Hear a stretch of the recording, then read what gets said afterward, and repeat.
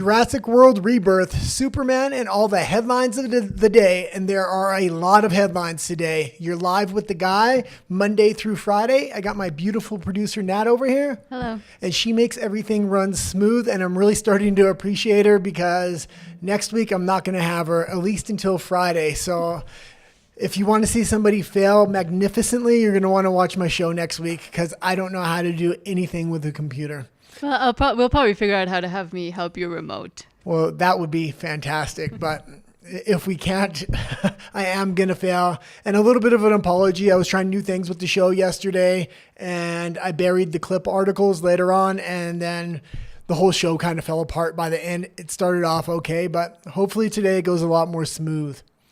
Okay, let's go into the first story here, and let me see what this is. Jurassic Park Rebirth, a bad movie, but set up for success. Let's go right into this article here. And you were saying my headline didn't make sense, but it made perfect sense to me. This thing is getting bad reviews, but... Do you want to do it again? Because it's Jurassic World World, not Park. Well, no, I don't want to do it again. So we can cut it. Just say okay. Jurassic World. It's not Rebirth? Jurassic World, not Park. Okay. Jurassic World Rebirth, a bad movie, but set up for success. Let's get into this article.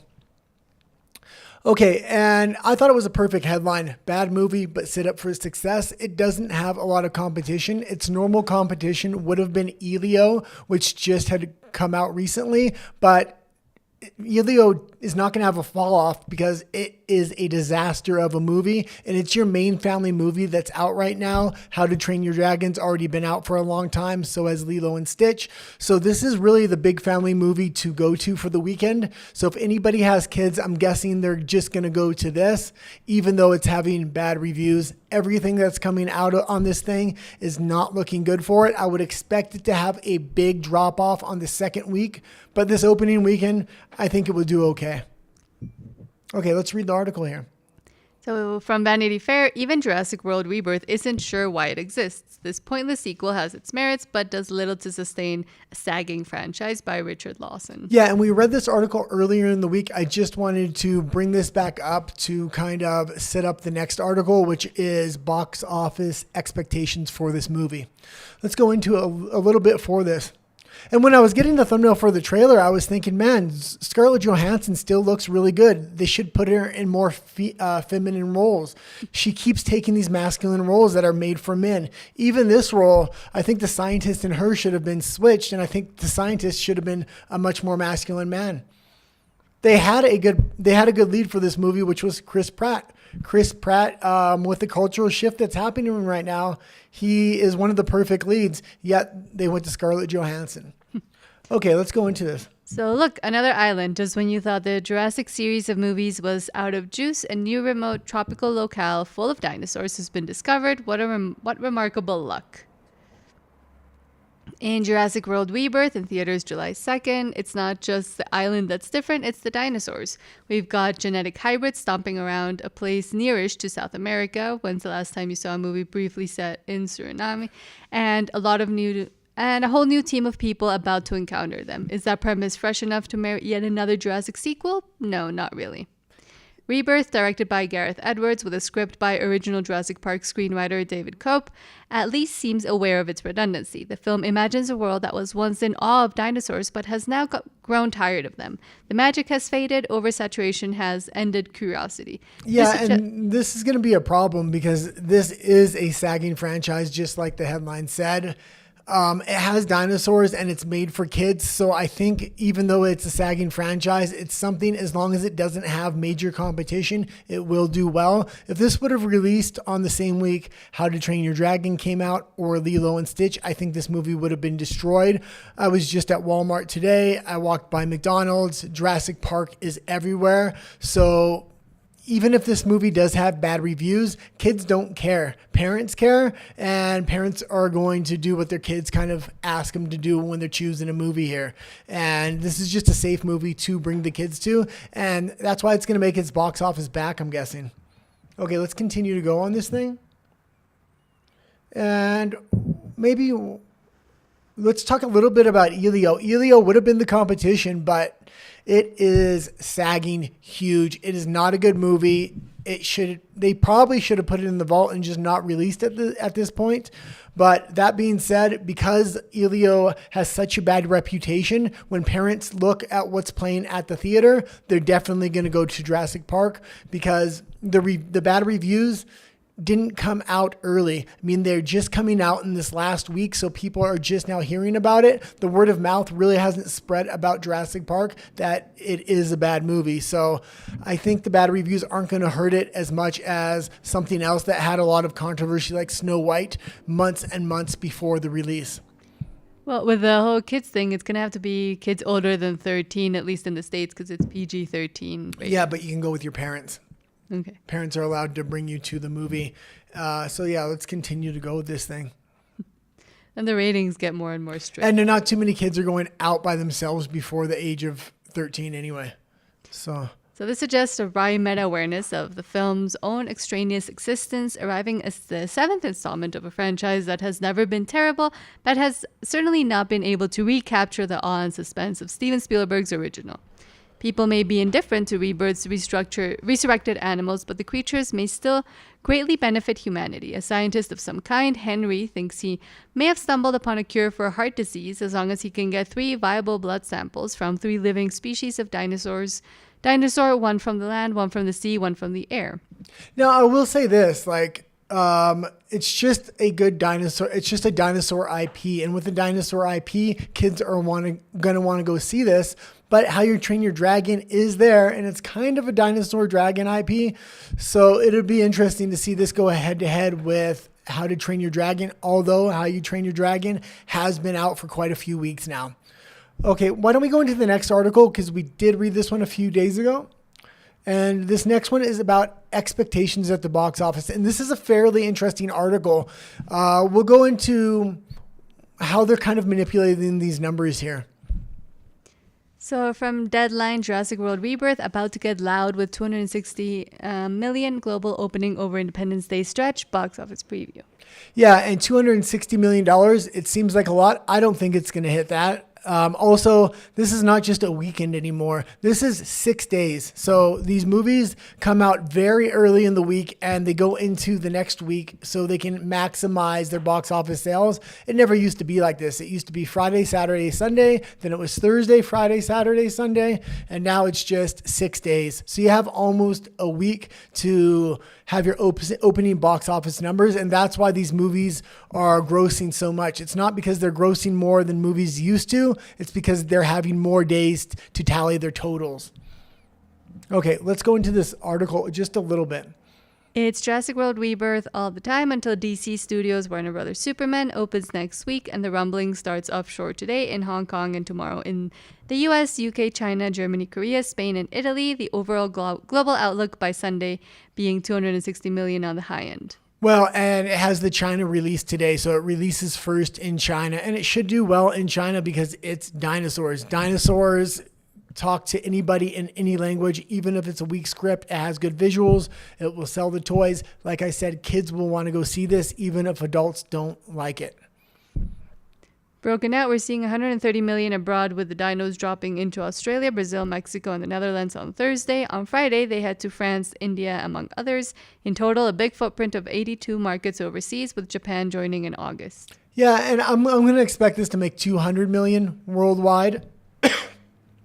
When Minecraft came out, I didn't think it was going to do that well. It actually had somewhat bad reviews before it came out, but it caught fire with its X viral kind of marketing of independent people going to watch the movie, bringing farm animals, things like that. Also, when we went to McDonald's, people were all about those Minecraft toys. They were literally huddled around the little display saying what Minecraft toy they wanted. And it wasn't just kids, it was adults. With the Jurassic Park, I haven't seen the same the same hype around the toys, either in Walmart or in McDonald's. So this is not going to be a Minecraft. I'm expecting 200 million in the opening weekend, and then I'm expecting a big drop off the next week. Here in Mexico. You mean McDonald's and Walmart here in Mexico? Yeah, but I think it's probably a reflection worldwide. So I don't think there's just as much excitement. If there is excitement about dinosaurs, I think How You Train Your Dragon kind of maybe fulfilled a little bit of that need. Okay, let's go into a little bit more of this article before we wrap this up and go into Superman. Sure. The Universal Amblin theatrical release will hit stateside tomorrow, not tonight, at 4,000 theaters before upping to 4,300 by Friday. 43,000 by... Yes. 4,300.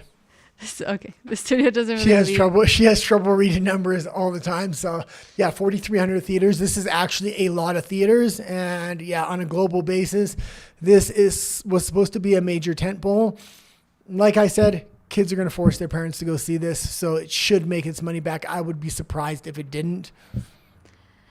The 5-day forecast is 120 million to 130 million. Universal is taking a majority of the PLF screens away from Apple's original films and Warner Brothers F1, which will hold on to its IMAX gas for what's hoped to be a 28 million second 3-day or better.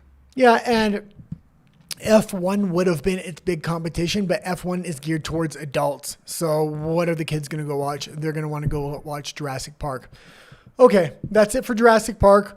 When we do get the box office numbers the box office totals in after the weekend, we'll give you an update. Okay, let's go into Superman. Things aren't looking up, and it's all on James Gunn's back.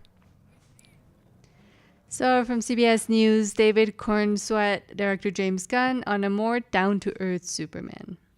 Yeah, and I've said this a lot. I just didn't like the casting of this actor, whether he's good, bad, or indifferent. They had the perfect Superman with Henry Cavill. Cavill. She loves to correct me on that name. Not just me, it's the chat. Henry Cavill was the perfect casting for this. Not maybe when he took the role, but where he's at now in his career, he is beloved. And with the cultural shift happening, he would have been the perfect casting. Problem is, they let him go a couple years ago when it was a much more progressive Hollywood. With this shift, man, if they would have kept Henry Cavill,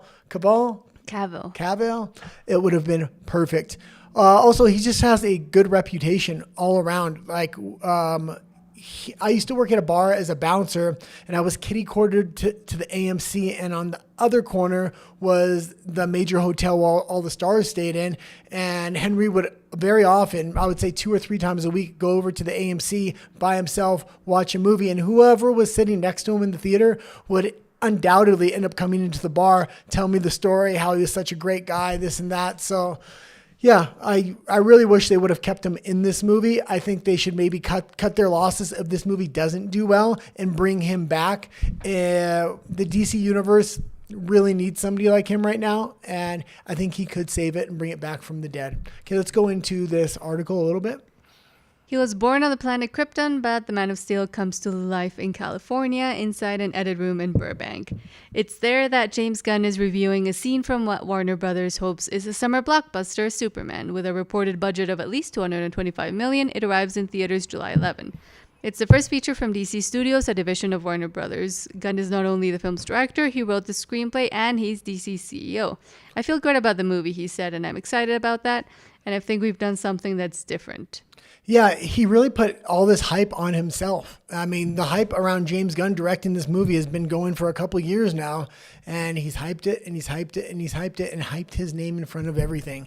They should have made the publicity for this movie around Superman, and if they would have had Henry back from the last Superman, they would have had a star they could have really put forward that would have carried the movie. Having the director kind of carry the movie, especially with a director that hasn't done anything like mega huge, like he's not a Steven Spielberg. This is James Gunn. So Guardians. Yeah, he did Guardians, but like, is that enough? Steven Spielberg did classic after classic after classic. Once you have a couple dozen classics under your belt, then the director, you can put his name up, and it's going to start driving audiences to the theater. I don't think this guy's driving audiences to the theater in any way, shape, or form. You're going to get fanboys mad. Well, that's fine. Let them be mad at me. So among those differences, Gunn says, my Superman is not indestructible. We see him bleed immediately. At times, I've thought he's too strong, and you don't want him to be able to punch a planet in half, or for that matter, go around a planet a billion times and make time go backwards, you know? So he doesn't want hold a on. classic You're beat. thinking I'm going to make the fanboys mad. And yeah, maybe I am going to make the fanboys mad, but James Gunn really put this movie on his shoulders.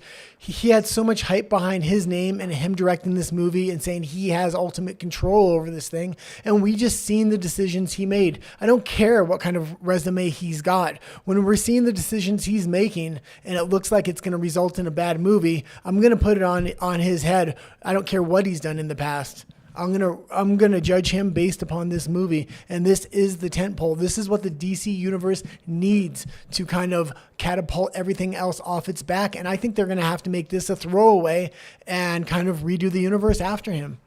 And lastly, he says, I wanted a Superman who was a little bit more down to earth. Do you think we need a Superman that's more down to earth? Yeah, I don't mind that saying. I know a lot of people don't like when he said that. The fact that Superman's bleeding and things like that, we've never really seen Superman bleed in a movie that I can remember. He's supposed to be a bit more of a superhero, larger than life. That being said, I do like the idea of him being a little bit more down to earth, especially when he's Clark Kent with his father or Lois Lane, although there's rumors about Lois Lane now this is where they're going to spearhead feminism into this thing. I don't know. I haven't seen the movie yet, but these interpersonal relationships when Superman is Clark Kent is a real chance for character development to really humanize Superman. So that's one of the big things about Superman. I think they haven't really focused in on when he was Clark Kent for good character development. It's always Superman first, which you can understand. That's what's going to drive the movie. But for real character development, they really had an opportunity here. I hope they do capitalize on it. We'll see what happens. Okay, let's go a little bit more into this. A few things are more down to earth than Dog. The dog is the whole reason. It was the start of the movie for me, 1,000%. Gunn said, I adopted a dog. His name is Ozu, and he didn't want to be touched. He never had known human beings. He chewed up all our furniture. He was, chasing the cat and just being the worst dog you can imagine. And I thought, wow, what if this terrible dog had superpowers? I'd be really screwed. Yeah, and I do like the idea of a dog in there. The dog worked good for John Wick. Also, I don't think they're going to get rid of the dog or have the dog die in the movie, but if they did, that would really drive the emotion of the character, much like it did in John Wick, but I don't think they're going to do that here in any way, shape, or form. But do you think the whole bringing him down to earth and watching him bleed and not being completely super is a soft way to fully emasculate Superman again? Yeah, and that's what I was saying. They need to have this character development and humanize him when he's Clark Kent. That's what that dual identity is kind of made for. The humanization moments are built into the character with Clark Kent. You have the opportunity to do it there. But to do it when you're Superman, well, like you said, you're going to really feminize one of the most masculine characters that exists. Because they also took away the American way thing for the human way. Yeah, and I really think you had an opportunity to make him bleed in a very sly way. Like when he's Clark Kent, make him pretend like he's hurt, even have a little blood pellet because he wants to sell that he's not Superman.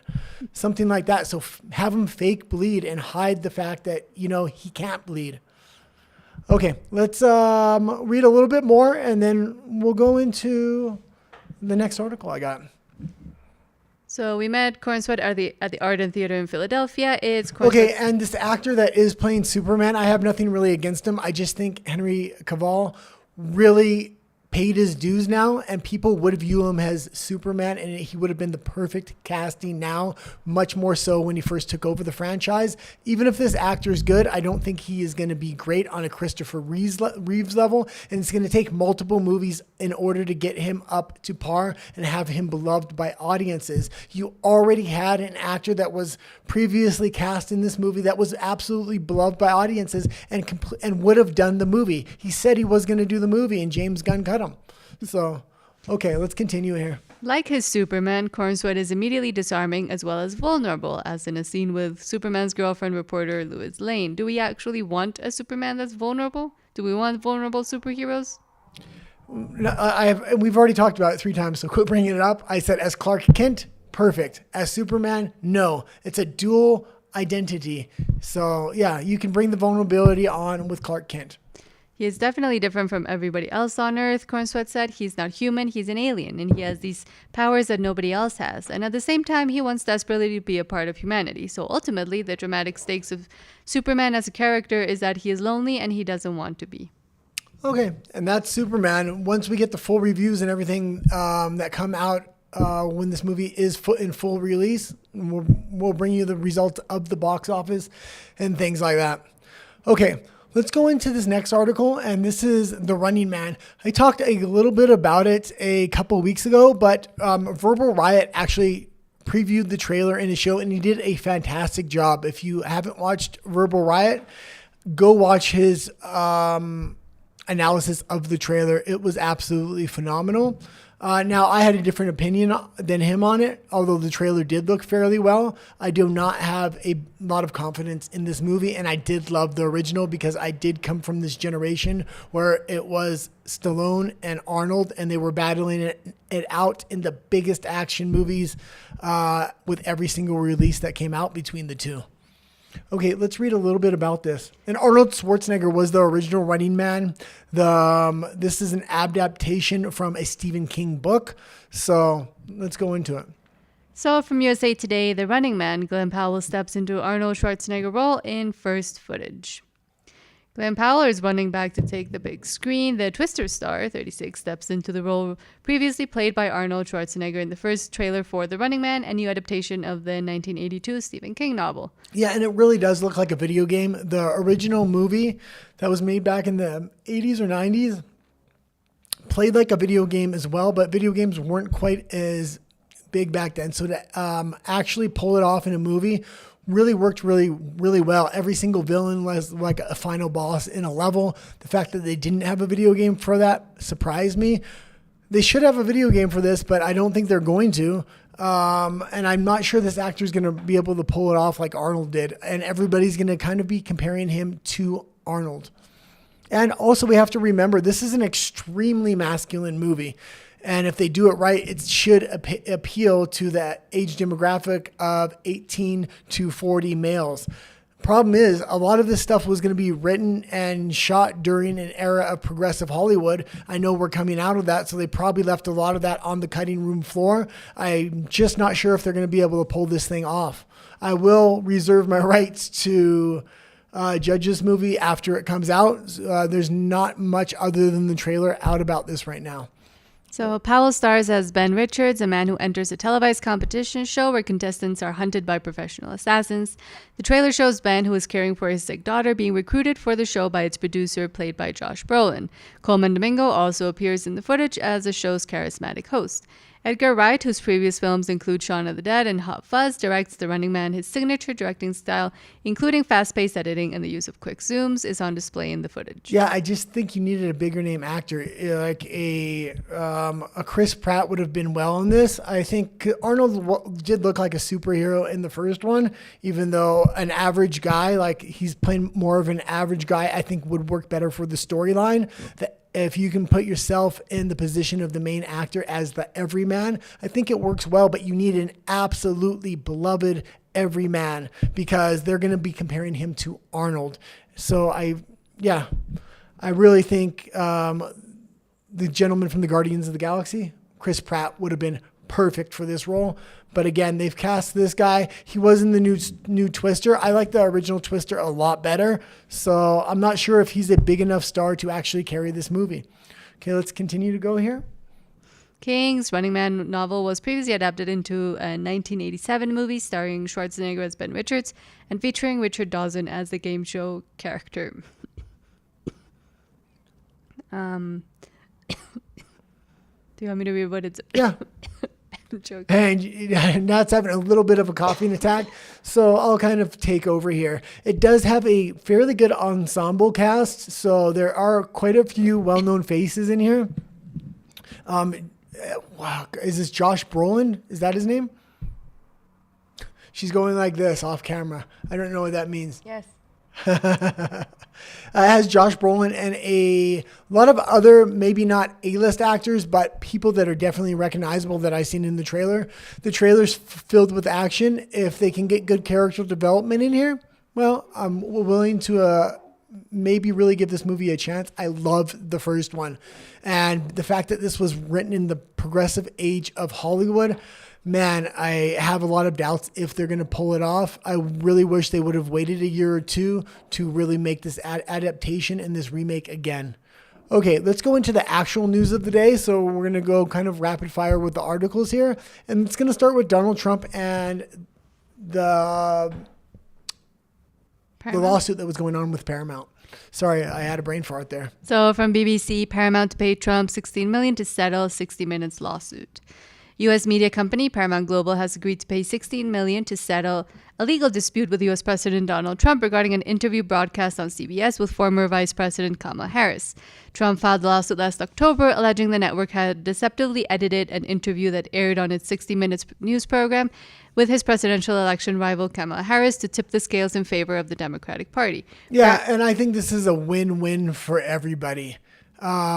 This is kind of about just setting the precedent that you're not allowed to kind of defame somebody amongst the progressive media. So this sends the message to all the other progressive media not to do this. And there will be lawsuits taken up against you if you do this. So they're going to watch what they say a lot better. So you should have more fair and balanced news. Hopefully. That being said, it's only $16 million.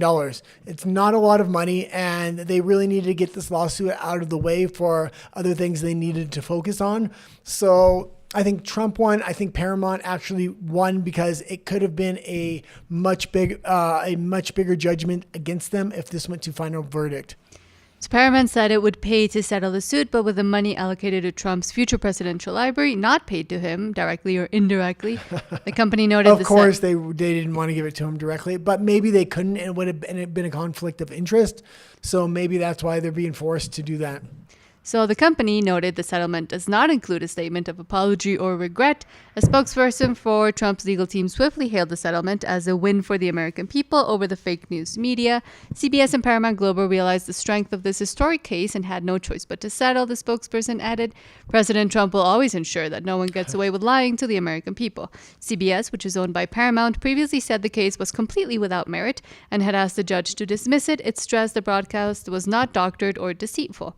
Yeah, this case had a lot of merit to it, and we've seen that there was expected to be a much larger judgment on this. So the fact that they were able to settle for $16 million without an apology is kind of big on their part, but it also sets the precedent for Trump. And as this case was going on, we've seen a lot of the mainstream media, The View and things like that, kind of get in line. There was a babysitter on The View to kind of have them mind their P's and Q's, things like this.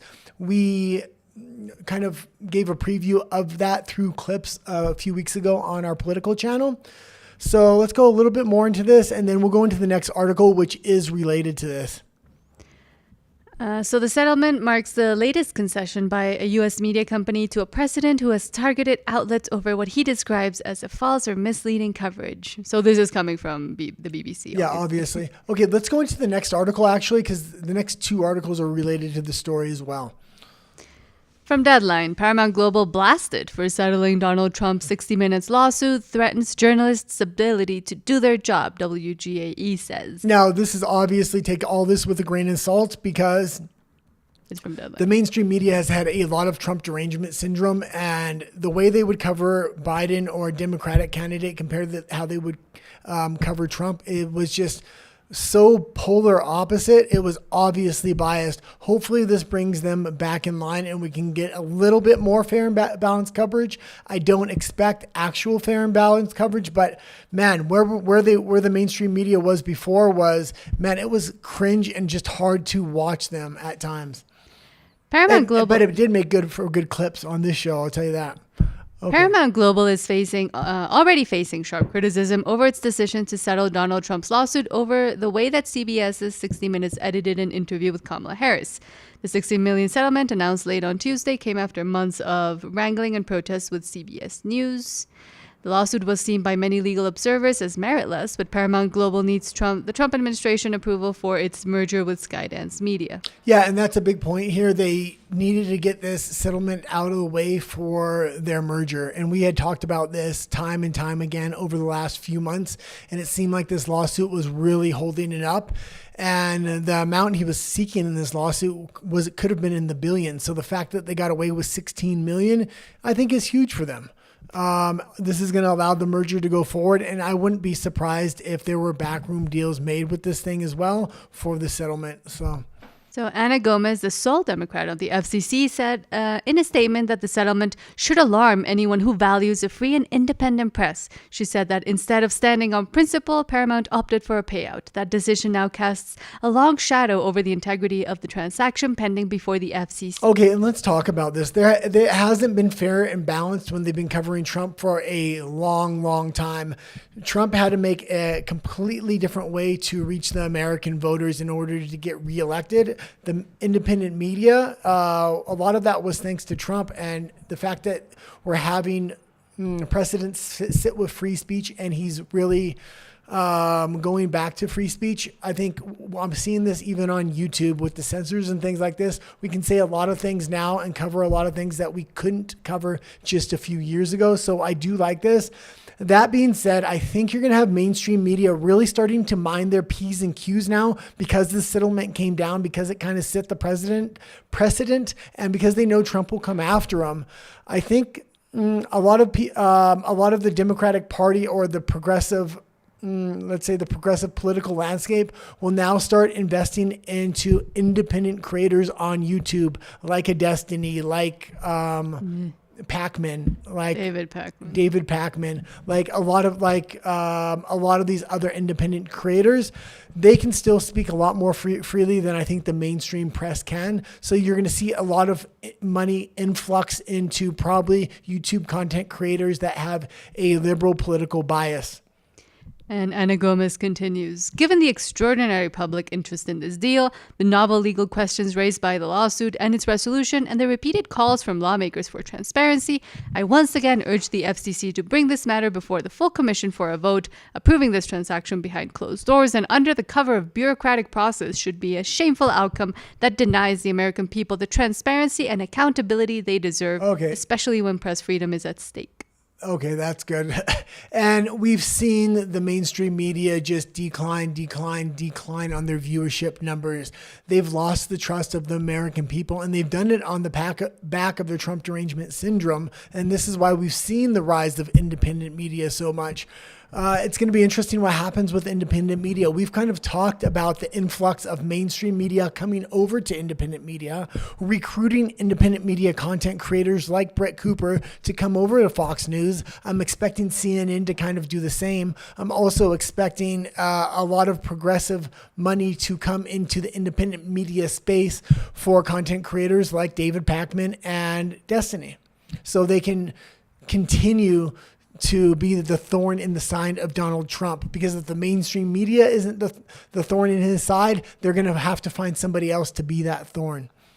Okay, let's go into the next article. And again, it's a little bit related, but this was a big story for today. And this is the chief of CBS. So CBS chief George Cheeks addresses Paramount's Trump lawsuit settlement. The deal allows a company to focus on core objectives and avoid reputational damage. 9 hours after Paramount Global announced a $16 million payment to President Donald Trump to settle his 60 Minutes lawsuit, Paramount co-CEO George Cheeks, who is the head of CBS, defended the pact at the media company's 2025 annual shareholder meeting. Companies often settle litigation to avoid the high and somewhat unpredictable cost of legal defense, as well as running the risk of an adverse judgment that could produce significant financial as well as reputational damage, Cheeks said in response to an investor question about why Paramount settled the lawsuit. Settlement offers a negotiated resolution to allow companies to focus their core objectives rather than being mired in uncertainty and distraction. Okay, and I'm surprised he didn't bring up the merger here, because everybody knows that this was holding up the merger between Skydance and the other company they wanted to merge with there. So the fact that he's not bringing that up, I mean, maybe he doesn't want to dirty the maybe he doesn't want to dirty the headlines of the merger, so it won't hurt the stock price. But I think this was done on the back of that merger. They needed to get that done for the long-term survival of these companies. So $16 million, they got off fairly easy, and I'm surprised he didn't say that either. But okay, let's kind of round this up because we covered this a lot now. While Cheek cited the avoidance of reputational damage as a reason the company agreed to a settlement with the president, CBS News' own employees are concerned that the $16 million payout will tarnish the 60 Minutes brand, even as they express relief that the Trump settlement did not encompass an apology. Okay, let's move on to the next story there. And if there's anything else to come out about that, we'll cover it. That's been a major story over the last few months, though. That's why I wanted to cover the resolution of that pretty in depth. So from The Hollywood Reporter, Christopher Nolan's epic The Odyssey teaser trailer leaks online. The spectacular trailer for Nolan's $250 million gamble is debuting exclusively in theaters in front of Universal's Jurassic World Rebirth, but promptly popped up online. Yeah, and I did like the idea of this movie. It seemed pretty heavy CGI to me, but movies like this I absolutely love. This is a Greek fable or a Greek, what would you call it? Odyssey? Yeah. An Odyssey? No. Mythology? Mythology, yeah, like a Greek mythology. This reminded me a lot of 300, a lot of Gladiator, a lot of some of my favorite movies. So he had the budget to do it, and he's a good director, and he has Matt Damon. This has everything it needs for success. It seemed a little bit heavy on the CGI, but sometimes maybe you do need that. I hope he pulled this off because I want to go see this in theaters. It looks great. I was a little bit disappointed in Gladiator 2. This is in the same vein of Gladiator, so hopefully it is good. The trailer released a little bit too early. People brought their cell phones to the pre-release of Jurassic Park, and I think that's how this thing got out. It was supposed to be released a little bit later, so now they're having to move up their timeline. Let's read a little bit about it, though. The hotly anticipated first trailer for Christopher Nolan's next film, The Odyssey, has been released into the wild. Universal has placed the trailer for the film, billed as a mythic action epic, in front of Jurassic World Rebirth, which has its first screenings on Tuesday evening. The trailer wasn't officially released online. Nolan prefers his trailers to be a cinematic experience, and the first teaser trailer for his Oscar-winning 2023 blockbuster Oppenheimer likewise debuted only on theaters. Yeah, and 1 second, when I was trying to look for this trailer, because it kind of snuck out online, so it wasn't the full official trailer, and it was somewhat hard to find. I wasn't sure if it was the real trailer the first time I found it. It looked like it was one of those fake trailers that used clips from the movie 300, the movie Gladiator, and the TV series Vikings. I literally thought I was looking at a fake trailer. I confirmed that was the actual trailer, and it does look a lot like those three things. So if you like those three things, there's a good chance you're going to like this. And I absolutely love those two movies and one series of Vikings. So this does look good, but we'll have to wait to see what the actual script was here. Okay. Continue? Yeah, continue. Oh, actually go to the next article because it covers this as well. So from Variety Australia, Christopher Nolan's The Odyssey teaser trailer leaks online amid theatrical release. Here's what happens in the first footage. Read that part as well. The teaser, which is 70 seconds long, briefly shows Matt Damon's lead character, Odysseus, his son Telemachus, played by Tom Holland, and a mystery character played by John Bernthal. It begins with some narration by what sounds like Robert Pattinson, who plays an unknown character. Darkness sues, law smashed to pieces, a kingdom without a king since my master died, he says over shots of a dark blue ocean and waves crashing along the sandy shore. He knew it was an unwinnable war, and then somehow he won. Okay, yeah, and this movie is really set up for success, and I love movies like this. So just hearing about it, I'm excited about it, especially after seeing the trailer. I'm definitely going to go watch this in theaters. This is a theater experience. Now, what could be its downfall or its Achilles heel, so to say? People are going to compare this to Troy with Brad Pitt, and that was a fantastic movie. It's going to be interesting if to see how this does compare to Troy. The good thing is there's been so many crappy movies made over the last couple of years. A movie like this, even if it doesn't hit the mark dead center, if it gets kind of close, people are going to rave about this thing. And I want to like this movie already. Very often when I want to like movies, I go watch them, and I'm a little bit let down though. Okay, that happened with Gladiator for me, and that happened with Mission Impossible too. I hyped it too much in my head, and alas, I was a little bit disappointed. Okay. Although, I mean, they weren't bad movies, but I really wanted to love Mission Impossible too. And it was just okay to me. That Mission Impossible 8. Oh, sorry. Yeah, 8. Okay. 2 was good. Let's go into the next headline here. From Deadline, Megan 2.0, oh no. Why Blumhouse and Atomic Monster sequel sputtered and crashed at the box office. Yeah, and this was just bad marketing. And I said this yesterday, but we'll read a little bit about what the mainstream media says, and they keep talking about this. So I do like to give the other side of the coin here.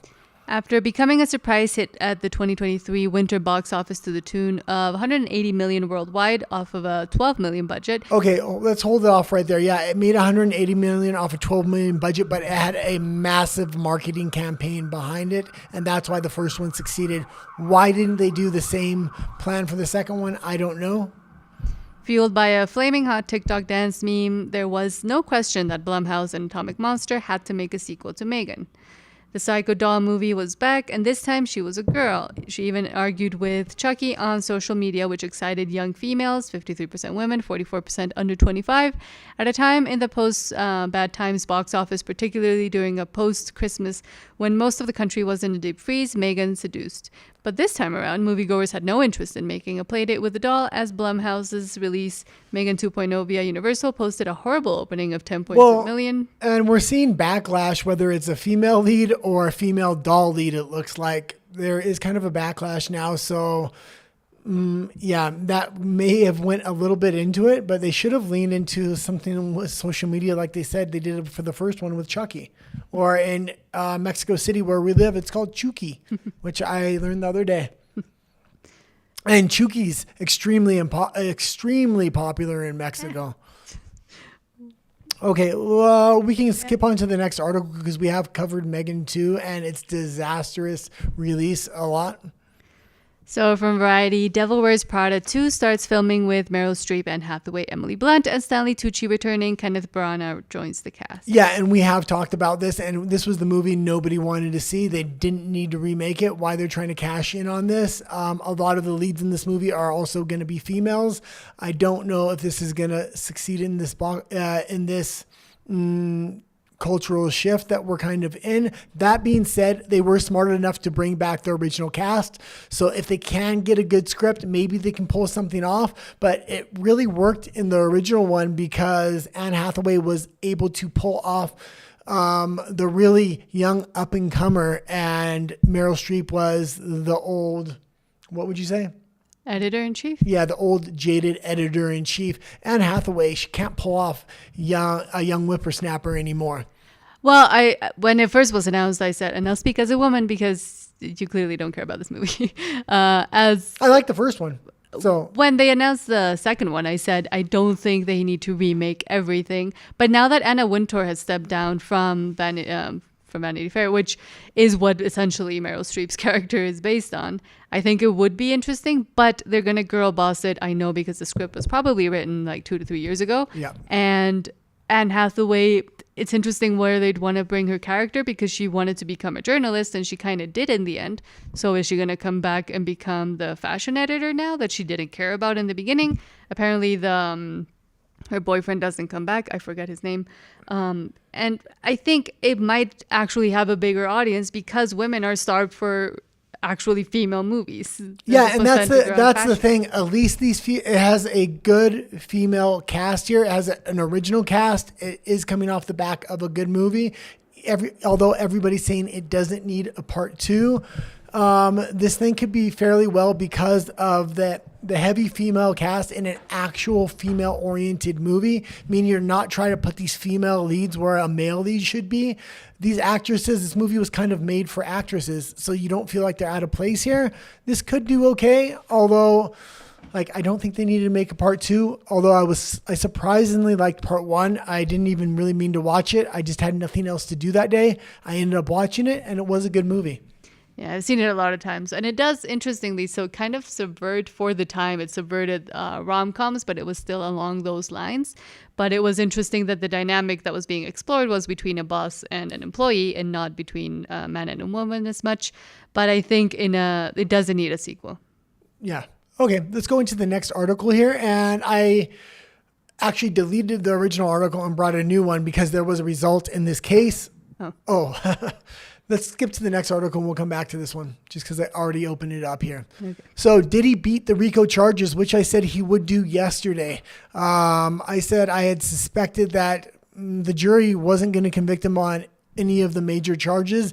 They did convict him on 2 charges, but they were much lesser charges. I expected he's going to get time served and actually be released. This afternoon, we're going to find out if he is going to be released on temporary bond until they actually come back with a verdict. I expect the verdict to be time served. He could possibly serve up to 20 years. That's the maximum sentence, but for really a first or second offense and on this type of charges they did convict him on, I don't think it's going to stick. The big racketeering charges, which they could have taken all of his bank accounts, they could have seized all of his assets, he got away with. The racketeering really held the big charges and is what the government was going for. The government absolutely fumbled this case and fumbled the bag right from the beginning. And I was kind of saying this. They smeared him as a bad guy, but the charges they actually brought against him, they failed to actually prove. Other than, I'm just going to say it, other than the prostitution charges they were able to get him on, they failed to make their case here. And I really did expect him to get off. I actually, when I was researching the final verdict of this case, I was actually really surprised to find out the video they had of him beating up Cassie in the hallway that everybody kind of knows. I didn't know the backstory and what was really going on there. Now, it's not forgivable how he beat her to a bloody pulp in the hallway, but I guess he originally was beating her because she was running away with his bag. That bag had $400,000 in it. So he ran her down the hallway, beat her up, took his bag, and then stomped her to a pulp. And it was because of the bag and money, which he shouldn't have done that, but he didn't do it for no reason, which is maybe in the eyes of the jury a little bit more, even though it's a heinous act, a little bit more forgivable. So if I run away with your money, you can beat me to a pulp. Me and you are married, so it's different. But I think a lot of people, if you're running away with $1 million or $500,000, are going to justify violence. So I don't know. But he already had a lot of money. Huh? He already had a lot of money. Yeah, but I don't care if you have a lot of money. Somebody tries to steal $400,000 from you, you're going to be But you could send like your people to go get it. He had people. They had to do it right there. That's why she had access to him. But still, that's not the way to get it That's not back. the way to do it. And I agree that's not the way to do it. But when I first seen the video, I thought this was the worst guy in the world. He was absolutely heinous. There's no excuse in the world. He is. It doesn't matter if there was money on the there line. is, but there's $400,000 this chick was trying to steal from him. We'll just leave it there. I'll leave this video recorded just for future evidence if I ever need it. Yeah, because I passed complete judgment on him based upon that video, but then seeing the backstory of that video, I think he's still a bad guy, and I think they still have a lot of charges on him they haven't pressed yet, so he might not be out of the woods quite yet, and I also think he may still be a government asset. Why do I say that? This case has really put the fear of God in a lot of celebrities. We originally heard that every celebrity, he had a video of these freak-off parties. If you remember in the beginning of this case, Diddy fled to the Bahamas in his jet. A lot of people think he had stashed a lot of the hard drives and stuff like that and left the unincriminating stuff back at his house, and that's what kind of was confiscated.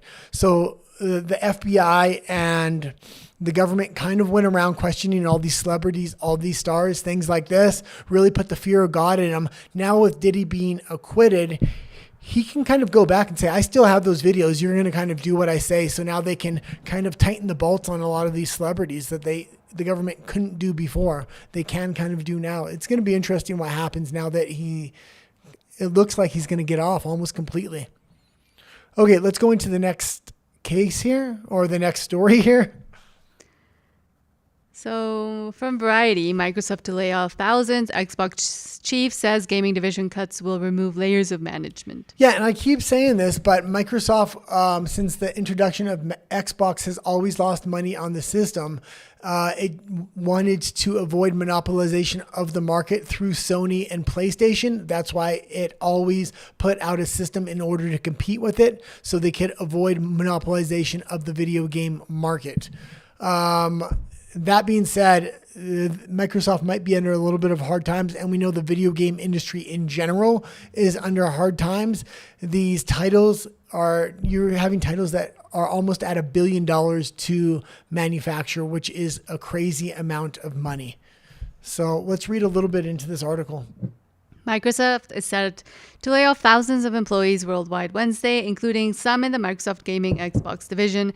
Variety has confirmed the total number of staff impacted is under 4% of Microsoft's global workforce. Yeah, but Microsoft's global workforce, not their video game global workforce. Microsoft has Microsoft's main employee base isn't from their video game division. So when you say 4% of their total workforce, yes, I'd be very interested in what that is of their actual video game division. Let's continue. Which totals approximately 228,000 employees. Well, that's a big amount. We continue to implement organizational and workforce changes that are necessary to position the company and teams for success in a dynamic marketplace, a Microsoft spokesperson said Wednesday. To position gaming for enduring success and allow us to focus on strategic growth areas, we will and or decrease work in certain areas of the business and follow Microsoft's lead in removing layers of management to increase agility and effectiveness, Microsoft Gaming Chief Phil Spencer said in a memo to staff Wednesday morning. Out of respect for those impacted today, the specifics of today's notifications and any organizational shifts will be shared by your team leaders in the coming days. Yeah, and if Sony really wants to tighten the bolts here, they can make a huge investment in their new PlayStation. Now, these new video game system, there hasn't been a huge technological leap, but if they can get big titles for Sony and exclusive titles right now, maybe they can put Microsoft in the grave here. But also because a lot of these tech companies and video game companies did this whole hiring of a managerial class and they bloated it. I mean, we saw it with the example of Twitter when Elon Musk bought it and became X. He trimmed it a lot. And then all of these other companies were laughing at him and saying, this is dumb. Why are you doing this? This is a terrible strategy. But now, a few years later, we're seeing all of them do exactly the same thing because hiring so many, the managerial class and people to manage other people who don't really do anything impact. Okay, well, let's talk about that a little bit. And yeah, that's 100% true. And I actually completely agree with you. Video games, if we remember when they were first coming up, at least in my era, and that was when video games really exploded to something massive. I went through that transition. I actually used to manage a video game store. And that being said, video games used to work with small teams and they didn't have to go through all these managers. Now these managers have to justify why they're there.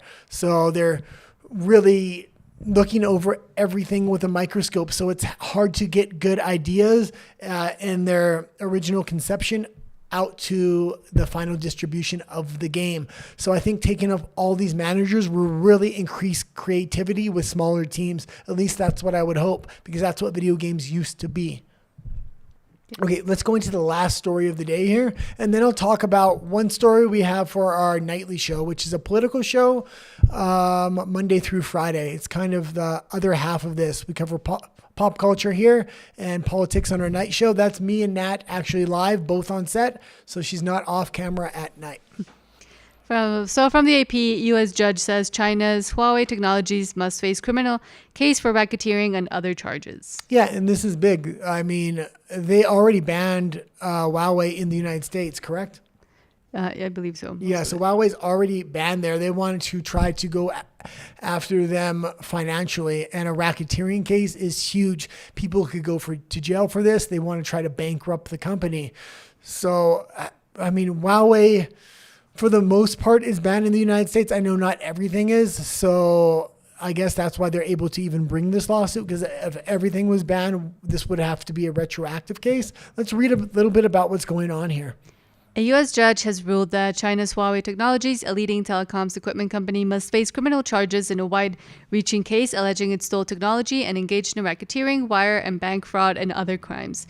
U.S. District Judge Ann Donnelly said on Tuesday rejected Huawei's request to dismiss the allegations in a 16-count federal indictment against the company, saying in a 52-page ruling that its arguments were premature. The company did not immediately respond for a request for comment. The U.S. accuses Huawei and some of its subsidiaries of plotting to steal U.S. trade secrets, installing surveillance equipment that enabled Iran to spy on protesters during 2009 anti-government demonstrations in Iran, and of doing business in North Korea despite U.S. sanctions there. Yeah, a lot of this was the U.S.'s own doing. Huawei offered certain like cell tower technology and other technologies, and the entire east coast of the United States was just riddled with this. They didn't know how to get it out. They lost billions of dollars trying to replace the Huawei technologies. Cellular technologies and things like this. So it cost the United States a lot of money. They probably want to recoup a lot of this money now. We'll see what kind of happens. Huawei's not even in the United States anymore. So what happens if they just tell them, screw off? We're not too concerned about it. Maybe that will have implications in other Western countries. So we'll keep updated on this. This case is just kind of now coming up. One of the big stories I do have for tonight, though, on our political show is Donald Trump banning rainbow crosswalks. So it's not going to be the top story. I'll gather the other political stories throughout the day, but you can look forward to that on tonight's show. Also, Natalia may be on the WDW Pro tomorrow, so go check her out. That's at what time? 12 p.m. Eastern. 12 p.m. Eastern. It's not 100% confirmed yet, but most likely. So thanks for tuning in. Do you have anything for us? You can also watch me in Spanish at 8 p.m. Don't give a time. No. Before our English live. Right before our English live, we have a secondary channel called Nat and the Guy in Espanol. And that show is actually a lot better than my English show. She's been on camera a lot longer than me, so she gets a lot less nervous. Okay. And don't forget to like and subscribe. We're trying to reach 1,000 subscribers on this channel. We are trying to reach 1,000 subscribers so we can make YouTube content more permanently. 1,000 subscribers allows us to get monetized on this channel. Yes. Adios.